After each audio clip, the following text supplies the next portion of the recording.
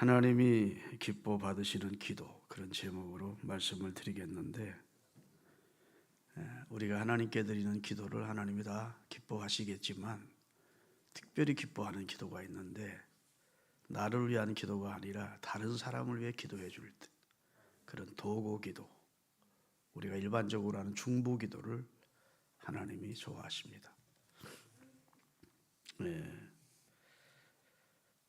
하나님과 죄인된 우리 인간을 위해서 중보자 역할을 감당하신 유일한 분이 계십니다. 그분이 예수 그리스도십니다. 거룩하신 하나님과 죄인된 인간 사이에 중보자 역할, 교량 역할, 연결 역할을 감당해 주신 분, 그분은 오직 유일하신 예수 그리스도십니다. 그분은 신성과 인성을 겸하신, 그래서 하나님의 신성과 그리고 인간의 육체를 입고 이 땅에 오심으로 인성을 겸하여 취하신, 그래서 하나님과 인간 사이에 중보자 되기에 충분하신 필요 조건을 갖추시고 하나님이 이 땅에 보내신 중보자이십니다. 그래서 하나님과 우리 사이를 화목해 주신, 중보 역할을 해 주신, 그래서 우리로 하여금 길, 진리, 생명이 되어 하나님께로 가는 그런 놀라운 통로를 내주신 분이 이제 유일하신 예수 그리스도시죠. 석가모니나 공자나 마호메트가 아닙니다. 그들은 신성을 취한 존재가 아니고 우리와 똑같이 부정모혈로 태어난 한 인간이었고 종교인이었고 철학하는 사람이었고, 그렇지 하나님께서 여인의 몸을 빌어서 성령으로 잉태시켜 출생케 해서 인류의 죄를 속량하게 하신 중보자는 예수님밖에 없다. 디모데전서 2장 5절을 한번 띄울 테니까 천천히 같이 읽어보겠습니다. 하나님은 한 분이시요 또 하나님과 사람 사이에 중보자도 한 분이시니 그 사람이 되신 그리스도 예수다. 다시 한번, 하나님은 한 분이시요 또 하나님과 사람 사이에 중보자도 여럿이요 한 분이요, 한 분밖에 없어요. 한 분밖에, 예수님 한 분. 그분인데 그분은 사람이 되셔 주신, 하나님이신데 신이신데 사람의 몸을 입고 이 땅에 오신 예수 그리스도다. 그래서 예수님만 하나님과 우리 사이의 중보자이십니다. 그래서 그분만이 하나님께로 가는 유일한 구원자가 되시는 것이죠. 믿으십니까? 그런데 이제 우리가 기독교인이 대부분 사용하는 용어 가운데 좀 잘못 사용하는 용어들이 많이 있어요.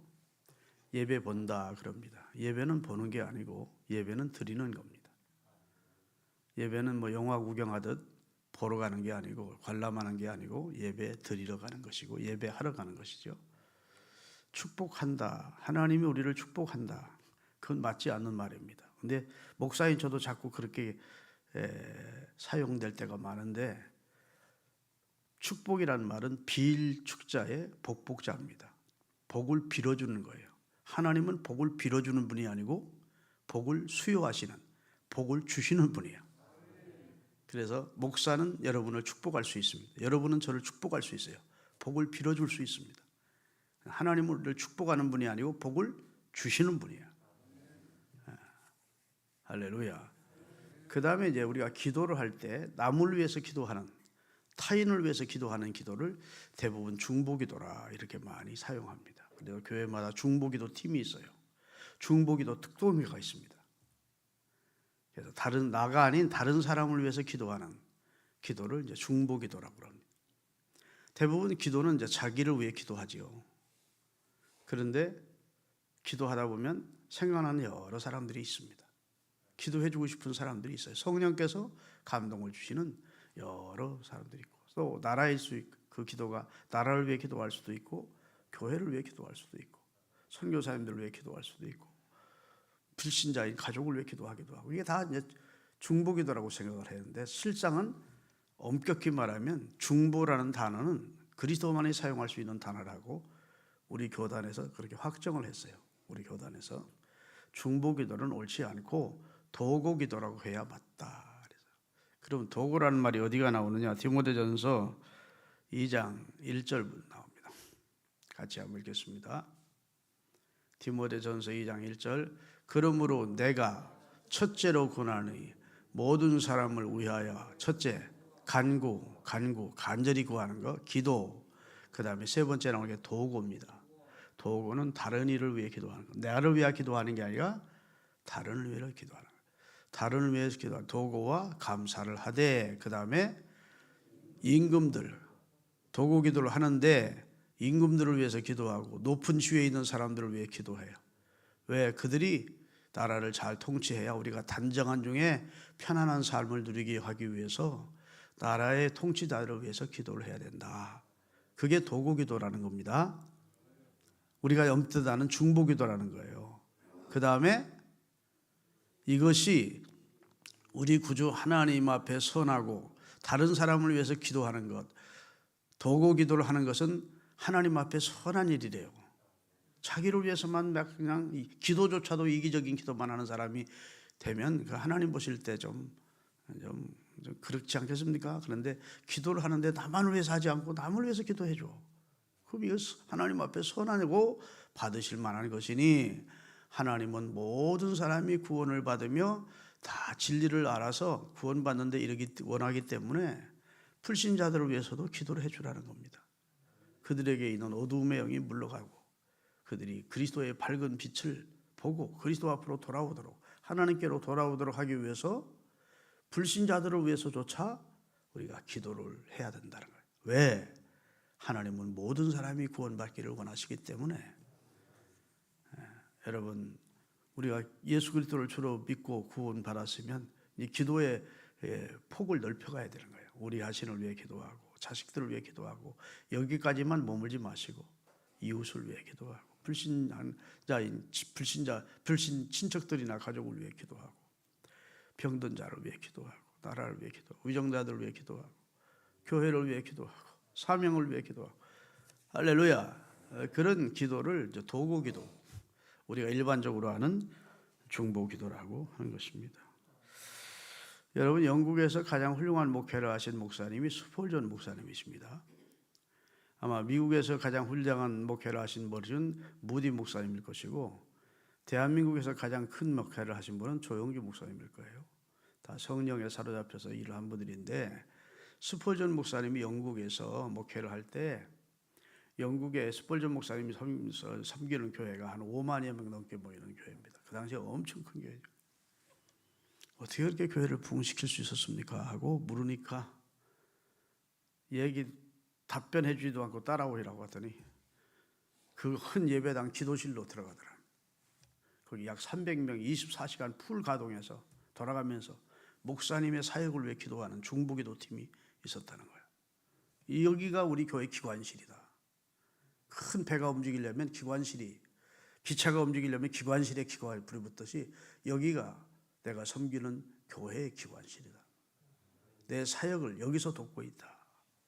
다시 말해 스폴전 목사님이 목회할 때 손을 얹으면 병자들이 치유받고 귀신이 떠나가고, 이런 역사가 스폴전 목사님에게 있는 능력이 아니라 이 중보기도 팀들이, 이 도구기도 하는 팀들이 계속해서 나를 후원해 주는 기도를 해주기 때문에 그런 하나님의 역사가 뒤따라오는 거다. 여러분, 성경에 보면 이스라엘과 아멜렉이 전쟁을 합니다. 광야에서. 그런데 이스라엘의 힘으로는 아멜렉을 이겨낼 수가 없는 그런 입장입니다. 아멜렉은 강한 전투적인 족속이고 이스라엘은 오합지졸입니다. 어린아이와 노약자들로 가득 찬 그런 나라. 그런 전투가 안 돼요. 그런데 모세가 여호수아에게 전쟁에 군대를 끌고 나가서 아멜렉과 싸우라. 나는 내일 산꼭대기에 올라가 너희를 위해 기도할 것이다. 그리고 그 다음날 산에 올라가서 모세가 손을 들고 기도를 하는 겁니다. 그럼 손을 들면 이스라엘이 이기는 거예요. 저 밑에 싸우는 게 보이는 거니까. 아멜렉이 막 후퇴하고 이스라엘이 승전하고, 너무 피곤해서 손이 내려오면 아멜렉이 막 이스라엘을 죽여 이스라엘을 패전해서 도망하고 이런 입장이 되는 거예요. 그러니 사람인지라 이게 손이 하루 종일 들고 있을 수가 있어야지. 그러니까 아론과 훌 두 사람 제사장이 곁에 와서 모세의 손이 내려오지 않도록 옆에다가 바위에 앉게 하고 양쪽에서 손을 들어 올려 하루 종일 손을 들었더니 그날 대승을 거두었다 이렇게 돼 있어요. 다시 말해서 여호수아가 전투를 잘해서 승리한 것이 아니고 중보기도 팀들이 다시 말해 도구기도 팀이 기도했더니 하나님이 영적 싸움에서만 승리가 있도록 한 게 아니고 실제적 싸움에서도 승리를 주셨다는 겁니다. 여러분 아내는 기도에 손을 들고 남편은 사업장에서 사업하고 아이들은 학교에 가서 그러면 기도하는 엄마가 있고 기도하는 아내가 있는 사람은 걱정할 게 없습니다. 하나님이 지켜주세요. 이 기도의 능력입니다. 영적인 힘 믿습니까? 기도하는 부모가 있는 자녀는 망하지 않는다는 말이 있어요. 그게 도구기도의 능력입니다. 그러니까 우리가 예수님께서 십자가에 달려 인류의 속죄 사역을 완성하는 순간 휘장이 성전 안에 있던 예루살렘 성전 안에 있던 휘장이 위에서부터 아래까지 쫙 찢어졌어요. 그 휘장의 무게는 몇 톤 나가는 겁니다. 이렇게 조그마한 천이 아니에요. 사람으로서는 찌를 수가 없어요. 근데 신비로운 역사입니다. 주님이 운명하는 다 이루었다고 선언하시며 운명하는 순간 휘장이 위에서부터 아래까지 쫙 찢어지면서 성소에서 지성소로 들어가는 문이 활짝 열려버린 겁니다. 그리고 이제 누구든지 은혜의 보좌 앞에 담대히 나갈 수 있는 길을 예수님을 통해서 하나님이 허락해 주셨어요. 그래서 지금도 자기가 중보자인 양 자처하는 그런 목사나 신부나 장로나 선교사나 이런 사람이 있으면 다 경계해야 됩니다. 우리 인간은 중보자일 수가 없어요. 여러분 천주교가 범하는 실수 가운데 가장 큰 실수는 지금도 기도에 중보자가 있는 것처럼 신부에게 와서 고해성사를 하게 하는 겁니다. 신부가 그 기도를 듣고 고해 소리 죄를 고하는 걸 듣고 예수 이름으로 죄로 사해 줬다 그리고 선언해 주는 겁니다. 자기가 하나님도 아닌데 자기가 죄를 고백받고 자기가 죄를 속죄했다고 선언하는 것은 구약의 이스라엘 백성들이 제물을 바치면서 하나님 앞에 제사 드릴 때나 그런 통로를 통해서 하나님의 속죄를 하셨지, 하나님의 아들이 인류의 죄를 단번에 영원한 속죄를 이루신 다음부터는 인간이 중간에 매개체가 될 필요가 없어요. 아멘. 인간이 하나님 앞에 나가는 중간 역할을 할 필요가 없어요. 예수 이름으로 다 합니다. 너희가 내 이름으로 무엇을 구하든지 다 하라. 이미 예수님이 중보자가 되셨고 우리가 주님 앞에 주님의 이름으로 기도하면 중간에 사람이 중보자가 설 필요가 없어. 이제 믿습니까? 다 은혜의 보좌 앞에 담대히 나갈 수 있도록 하나님께서 히브리서 4장 16절에 말씀해 주셨다. 우리가 그의 은혜를 힘입고 은혜의 보좌 앞에 담대히 나가도록. 다 같이 읽겠습니다. 그러므로 우리는 긍휼하심을 받고 때를 따라 돕는 은혜를 얻기 위하여 은혜의 보좌 앞에, 중간에 신부가 필요해요? 제사장이 필요해요? 사람이 필요해요? 선한 사람이 중간에 서서 중개 역할을 해줘야 돼요? 그런 거 필요 없다는 거예요. 은혜의 보좌 앞에 누구든지 다 당당히 나갈 수 있도록 하나님이 그 아들을 통해서 우리에게 자격을 허락해 주셔서 우리는 왕같은 제사장이 되었고, 아멘, 거룩한 나라가 되었고 그의 택하신 거룩한 백성이 되었기 때문에 중간에 어떤 사람이나 도덕군자가 서서 중개 역할을 해줄 필요가 없도록 예수님이 그렇게 완전한 중보자가 되어주셨고, 이제는 사람은 필요 없고 기도를 할 때는 누구 이름으로 하면 안 돼요? 내 이름으로가 아니라 하나님의 아들 예수 그리스도의 이름으로 구하면 되는 겁니다. 예수님의 이름으로, 너희가 내 이름으로 무엇을 구하든지 내 아버지께서 시행해 줄 것이다 라고 말씀을 하셨고요. 요한복음 16장 26절에도 예수님이 그렇게 말씀을 하셨습니다. 생전에 다 같이 그날에 너희가 내 이름으로 구할 것이요 내가 너희를 위하여 아버지께 구하겠다 한 말이 아니니. 그날이 되면, 때가 되면 내가 십자가에 달려 죽고 그리고 부활 승천한 후에는 내 이름으로 너희들이 다 구하는 그런 시대가 온다. 중보자가 필요 없고 소나 양을 잡아서 제사 드릴 필요가 없는 시대가 와. 영과 진리로 내 앞에 아버지 앞에 올 수 있는 시대가 오는데 바로 내가 그 일을 감당해 주려고 이 세상에 왔다. 이렇게 말씀해 주시고 있는 것입니다. 믿습니까? 우리가 우리 문제로 기도하는 것 참 귀한 일이죠. 기도하는 사람은 귀한 사람입니다. 아멘. 기도하는 일은 귀한 일. 기도하는 것이 곧 믿음의 행위입니다. 믿음 있는 사람은 기도를 해요. 기도하는 사람은 기도를 통해서 능력을 체험합니다. 마음의 담대함과 확신이 옵니다. 하늘의 지혜를 힘입게 됩니다. 기도하는 사람은 절대로 믿음을 잃지 않아요. 여러분, 목사가 든든한 사람이 있습니다. 기도하는 사람. 그런 사람은 형통해도 걱정할 게 없어. 형통한다고 형통 때문에 시험 닿지 않아요. 그 사람은 고난이 와도 걱정할 게 없어. 기도하는 사람은 고난 중이라고 실망하고 실족하고 예수님 떠나거나 하지 않습니다. 나는 우리 교회에서 새벽 예배를 인도하다가 우리 교회 청년들 가운데 새벽 기도를 가끔씩 나오는 청년들이 있어요. 한번 작정하고 일주일을 나오든지 한 3주를 나오든지 이런 청년들이 있어요. 그런 사람은 걱정이 하나 안 돼. 아, 저 속에 믿음이 있구나. 아멘. 그런데 교회는 열심히 다니는데 기도를 안 해. 그러면 그 사람은 잘 살아도 걱정이요. 저 사람 잘 살다가 믿음 잃는 거 아니야. 그나마 있는 믿음. 또 어려움이 닥치면 저 사람 기도 안 하는데 저 어려움 속에서 낙심하고 절망하고 떨어지는 거 아니야? 믿음 그나마 가지고 있는 믿음 다 잃는 거 아니야? 걱정이 돼요. 하나님도 마찬가지일 거예요. 기도가 여러분과 저를 붙들어 줍니다. 기도가 우리를 존귀케 하고 우리를 강하게 하고 우리를 하나님을 사랑하는 자리에 있게 하고 세상을 이기는 자리에 있게 해주는 게 기도예요.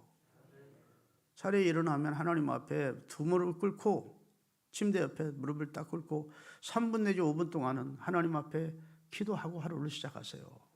성전에 와서 새벽기도까지는 못 나오더라도 꼭 성전에 나오라는 말이 아니에요. 기도를 하라고 말입니다. 기도를. 남을 위해서 기도하는 건 두 번째, 우선 자신을 위해서, 자신에게 주신 사명을 위해서, 오늘 자기가 감당해야 될 그런 직무나 일을 감당하기 위해서 하나님의 도움을 구해야 될 거 아닙니까? 그 다음에 기도의 범위를 넓히려면 남을 위해서, 가족을 위해서, 또 불신자인데 내가 꼭 전도하기를 원하는 그런 사랑하는 사람이 있을 거 아닙니까? 그런 사람 구원해달라고. 하루를 그렇게 기도로 시작해야 범사에 여호와를 인정하는 신앙이고 그게 하나님을 주인으로 섬기는 사람이지. 일주일 내내 기도 한 번 안 하고 식사 기도만 눈 감아도 뜨고 그러고 나서 신앙생활 한다고 그러면 그 사람은 시련이 올 때, 유혹이 올 때, 그 다음에 형통이 올 때 견뎌낼 수가 없어요. 그 유혹을 이기지 못해. 그래서 자신을 위한 기도라도 기도를 해야 돼요. 기도하는 사람이 귀한 사람입니다.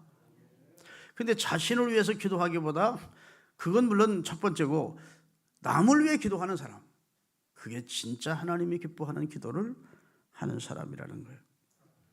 아멘.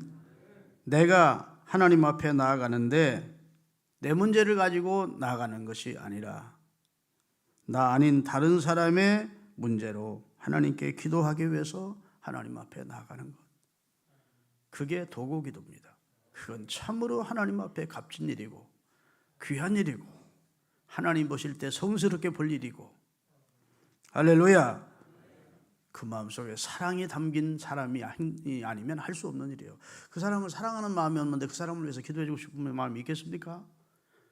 그러게 남을 위해서 기도하는 도구 기도는 거룩한 일이고 숭고하기까지 한 일이고 사랑이 담긴 일이고 하나님이 기뻐하실 일이라고요. 여러분, 탕자가 자기가 잘못함을 깨닫고 아버지의 품으로 돌아옵니다. 아버지는 죽은 아들이 돌아온 것처럼 반가워서 그 아들을 품에 안고 기뻐합니다. 그런데 형은 기뻐하지 않습니다. 형은 창기와 함께 아버지 재산을 다 말아먹은 놈을 왜 아버지가 기쁘게 받고 그 사람은 그 놈을 용서하느냐고 아주 배척합니다. 그때 아버지가 속상해 하시죠. 야, 네 동생 죽었다 산 것인데 왜 내 마음으로 그 네 동생을 받아들이지 못하느냐. 안타까워하죠. 여러분, 이 형이 바로 이 중보 기도자, 도고 기도자의 마음이 있었다면, 다시 말해서 동생을 위해서 기도하는 형이었다면, 집 나간 내 동생 하나님 지켜주세요, 돌아올 수 있게 해주세요. 우리 아버지가 내 동생 돌아오기를 저렇게 학수고대하고 있는데 하나님 돌아오게 해주자고 중보 기도하는 형이었다면 그 동생이 돌아왔을 때 뛸 듯이 아버지와 똑같이 기뻐했을 터인데, 예수 믿으면서 다른 사람은 관심 없는 사람 많습니다. 그것은 하나님 앞에 아름다웠고 값진 일이 아니에요. 우리 자신을 위해 기도하고 사랑하는 가족을 위해 기도하고 기도의 범위를 넓혀서 불신 친척이나 가족을 위해서도 기도하고, 할렐루야, 병든 성도를 위해서, 몸이 아픈 성도를 위해 기도하고, 나라의 우정자들을 위해 기도하고, 선교사님들을 위해 기도하고, 기도의 내용이 얼마나 많아요. 그런 기도를 해야 영적 전투에서 이기는 겁니다. 그들을 이게 사실은 신앙생활은 우리 육안으로는 보이지 않지만 영적 전투라고 할 수 있다고요. 이거 흑암의 영이 그를 감싸고 있다고요. 범죄하는 사람 그냥 범죄하는 거 아니에요. 중독 걸린 사람 그냥 중독 걸린 게 아니에요. 그 죄에서 벗어나지 못하는 사람이 그냥 죄에서 결심 가지고 못 벗어나는 게 왜 그런지, 어둠의 영에 잡혀 있는 거예요. 그 집중적으로 도고 기도를, 후원 기도를, 영적인 기도를 모세와 아론과 홀이 손을 들고 기도해 주면 영적인 세력이 물러가는 것이죠. 할렐루야. 그의 눈이 밝혀지고 그의 마음이 열리고 그러면서 그리스도 앞으로 회개하고 돌아오는 구원의 역사가 일어난다고. 한 영혼이 구원받는 게 그렇게 쉬운 게 아닙니다. 한 영혼이 천하보다 귀한데 그 천하보다 귀한 영혼 하나가 구원 얻는 것은 엄청난 많은 영적인 에너지가 필요한 거라고요. 물론 하나님이 하시고자 하시면 어떤 죄인도 하루아침에 돌릴 수 있지만, 하나님이 하시고자 하기까지 그를 위해서 우리가 후원 기도, 도고 기도, 기도해 줄 때 역사가 나타나는 거예요. 그래서 난 목회하면서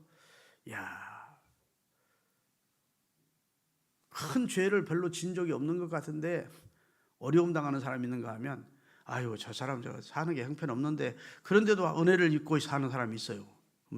보면 대부분 그런 사람들은 후원 기도가 많은 사람입니다. 부모가 믿는다든지 하여튼 그 사람을 위해서 기도하는 사람이 많으면, 그러면 하나님이 다윗을 생각하사 그 후손들에게 은혜를 주시듯이, 후손을 생각하면 다윗이 하나님의 저주와 심판이 다윗의 후손들이 왕에게 임해야 되는데, 하나님이 그 조상 다윗을 생각하사 이렇게 생각하는 거예요.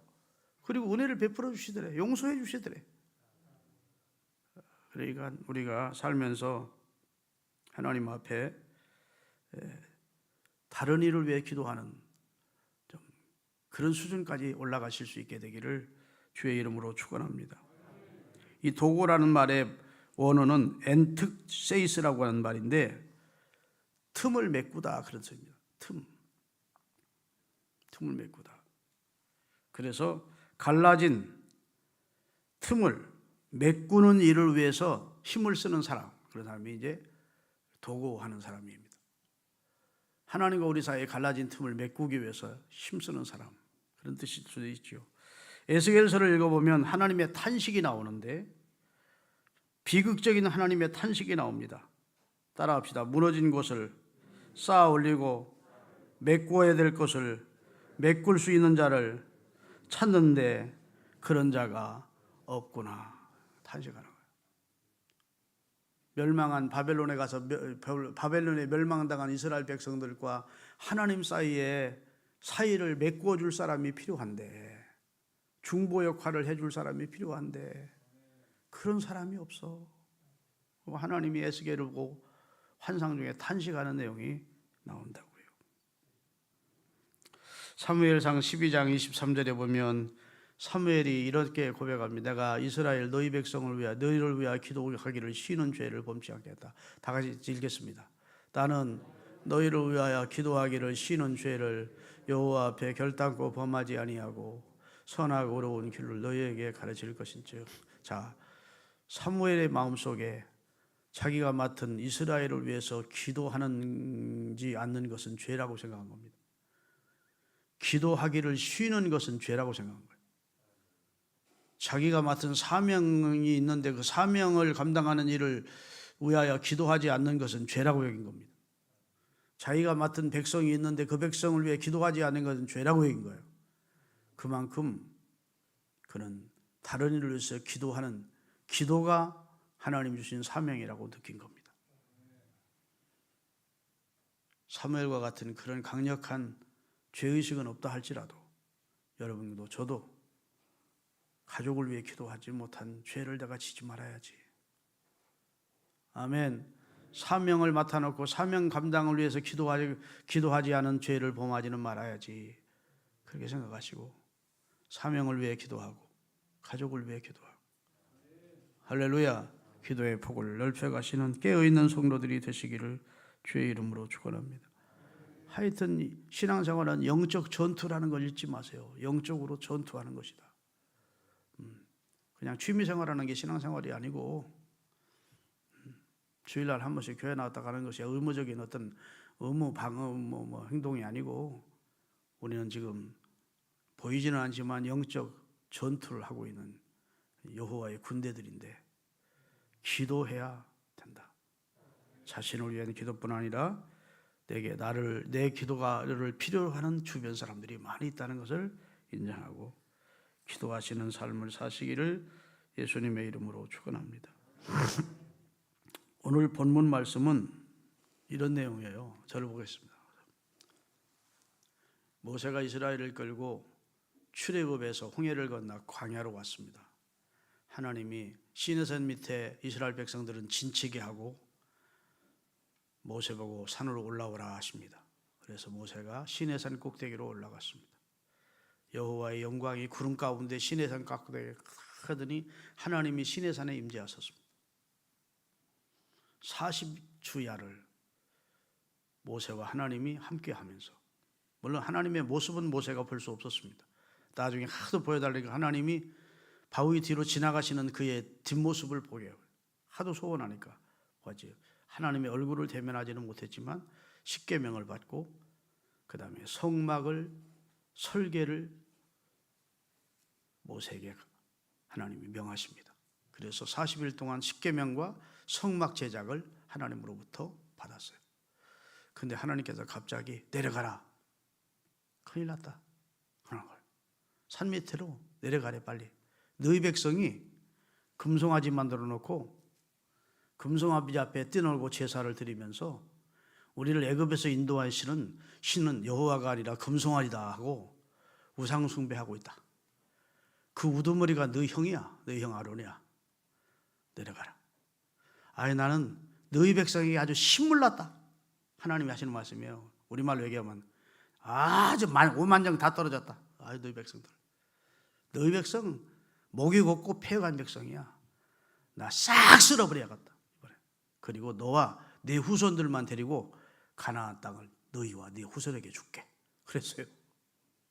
그랬더니 모세가 하나님 앞에 기도한 내용이 오늘 본문입니다. 하나님 내려와 보니까 진짜 그 현실이 하나님 말씀하신 대로 됐어. 그래서 거기서 칼을 주어 심판할 자를 심판하고 다시 시내산에 올라가서 하나님 앞에 구한 내용이 오늘 본문의 핵심입니다.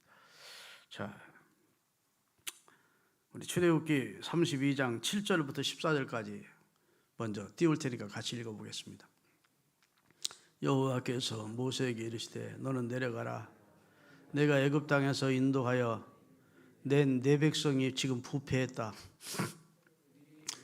내가 그들에게 명령한 길을 속히 떠나 자기를 위하여 송아지를 부어 만들고 그것을 예배하고 그것에게 제물을 드리며 말하기를 이스라엘아 이는 너희를 애굽 땅에서 인도해낸 너희 신이라 하였도다. 여호와께서 또 모세에게 이르시되 내가 이 백성을 보니 목이고 뻣뻣한 백성이로다. 그러한즉 내가 하는 대로 두라. 내가 그들에게 진노하고 그들을 진멸하고 너를 큰 나라가 되게 하리라. 모세가 그의 하나님 여호와께 구하여 이르되 여호와여 어찌하여 그 큰 권능과 강한 손으로 애굽에서 인도해 내신 주의 백성에게 진노하시나이까. 어찌하여 애굽 사람들이 이르기를 여호와가 자기 백성을 산에서 죽이고 지면에서 진멸하였다 하는 악한 의도로 말하게 하게 하시리이까. 주의 맹렬한 노를 그치시고 뜻을 돌이키사 주의 백성에게 이 화를 내리지 마옵소서. 다 같이 13절 주의 종 아브라함과 이삭과 이스라엘을 키워가소서. 주께서 그들을 위하여 주를 가리켜 맹세하여 이르기를 내가 너희 자손을 하늘의 별처럼 많게 하고 내가 허락한 이 온 땅을 너희와 너희 자손에게 주어 영원한 기업이 되게 하리라 하셨었나이다. 여호와여 뜻을 돌이키사 말씀하신 화를 그 백성에게 내리지 말아 주세요. 하나님 우리 백성 용서해 주세요. 말이에요. 하나님을 배은망덕한 내 백성을 용서해 주세요. 하나님의 이름을 위해서라도 용서해 주셔야 됩니다. 부르짖고 오늘 본문 다시 한번 그리고 나서 본문입니다. 모세가 여호와께 다시 나아가서 아뢰자오되 슬프도소이다. 이 백성이 자기들을 위하여 금신상을 만들어 싸우니 하나님 앞에 큰 죄를 범했습니다. 죄 범한 거 사실입니다. 인정합니다. 우리가 죽을 죄를 범했습니다. 그런 거예요. 그러나 이제 그들을 사하여 주옵소서. 용서해 주세요. 만일 용서 못 하시겠거든 원하건대 하나님의 구원자들의 이름을 기록한 하나님의 책에서 내 이름도 제거해 주세요. 더 나아가서는 이런 내용의 기도를 그가 올립니다. 그것 때문에 하나님이 이스라엘을 더 용서하지 않았을까 싶어요.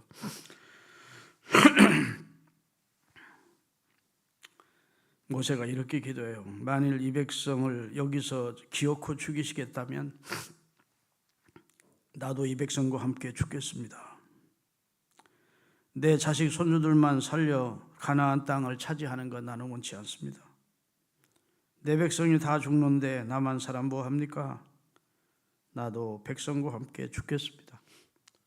하나님 백성을 용서하지 않고 죽이시겠다면 저도 죽여주시고 제 이름도 생명책에서 지워주세요. 그러니 하나님이 용서하지 않을 수 있겠습니까? 내가 너를 봐서 네 백성을 사하노라. 사하십니다. 그게 중보기도예요. 그게 도구기도라고.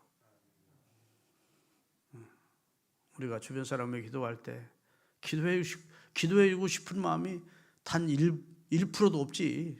괘씸하게 그치 않는 사람들이 많지. 이스라엘도 지금 괘씸하죠. 하나님의 권능으로 기적으로 종살이 끝내고 홍해를 기적으로 건넌 이스라엘이 지금 금송아지 문다 놓고 금송아지가 우리를 인도했다고 그 앞에 제사드려? 이런 배은망덕한 족속이 어디 있습니까? 그 백성을 위해서 기도해 주고 싶은 마음이 1%라도 있겠습니까? 우리가 기도해 줘야 될 대상도 진짜 생각해보면 기도해 주고 싶은 마음이 단 1%도 안 될 수 있습니다. 그래도 하나님의 입장에서 보고 하나님의 아들 예수 그리스도의 마음으로 저들을 사하여 달라고 기도를 해야 돼요. 할렐루야. 여러분, 모세가 자기 백성 이스라엘을 사랑하는 마음이 불같이 뜨거웠기 때문에 함께 멸망할지언정 나 혼자 구원받는 길을 원치 않습니다라고 기도를 한 것이죠. 여러분, 열왕기상을 요즘 새벽 예배 때 배우는데 솔로몬이 성전을 7년 동안 완공하고 나서 헌당 기도를 하나님 앞에 드리는 내용이 열왕기상 8장에 나와요.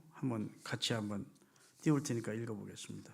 열왕기상 8장 30절에서 39절까지 천천히. 그가 지금 저를 보십시오. 성전을 완공하고 지성소 안에다가 법궤를 안치하고 이스라엘 백성들이 다 모인 이스라엘 회중들 앞에 서서 하나님 앞에 무릎을 꿇고 손을 들고 손을 펴고 기도하는 내용이에요. 그 기도 내용이 굉장히 긴데 제가 일부만 올렸습니다.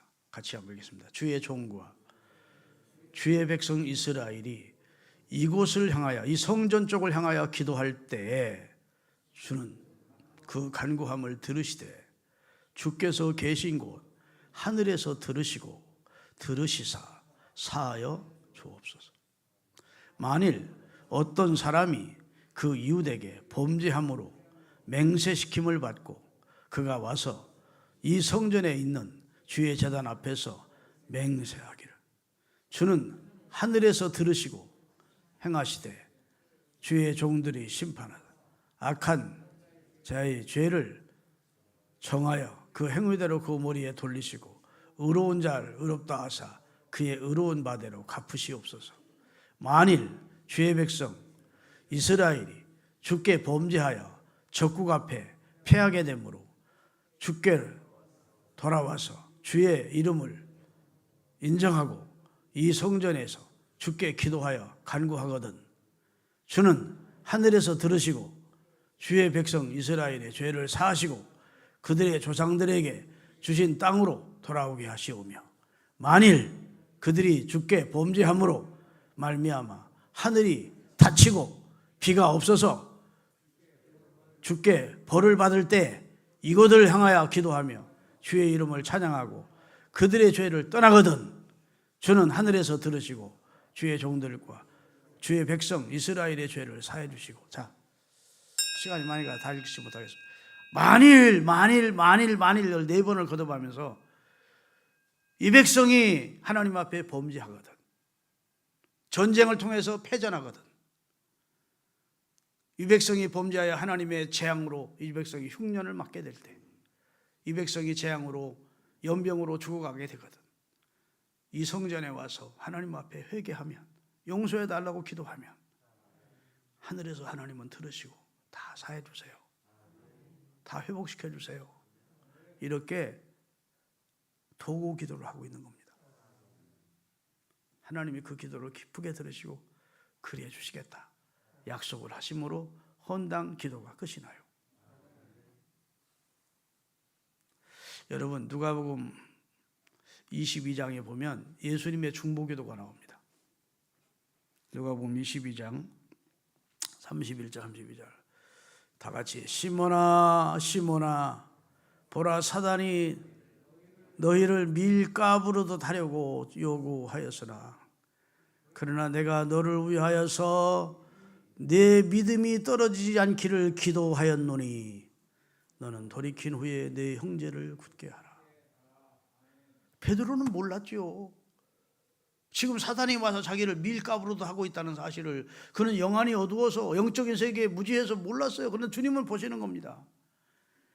주님의 제자들을 밀가부르듯 가지고 놀면서 예수님에게 예수여 당신의 제자들을 내놔, 다 내가 삼켜버릴 거야, 이런 상황이다. 지금 영적으로.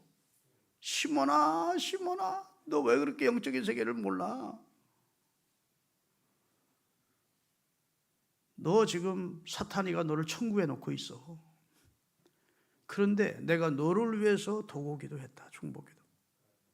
믿음이 떨어지지 않도록, 조그만 믿음이면 그 믿음을 지켜갈 수 있도록 해달라고 내 아버지 앞에 기도했기 때문에 너는 넘어졌다가도 다시 일어날 거야. 그리고 내 형제들 남은 제자들을 굳게 세우는 대사도가 될 거야. 다시 말해서 베드로가 될 수 있었던 것은 예수님의 눈물 어린 중보 기도가 있었기 때문에 가룟 유다처럼 실패하지 않고 끝으로 창자가 터져 흘러나와 죽는 저주받지 않고 사탄의 밥이 되지 않고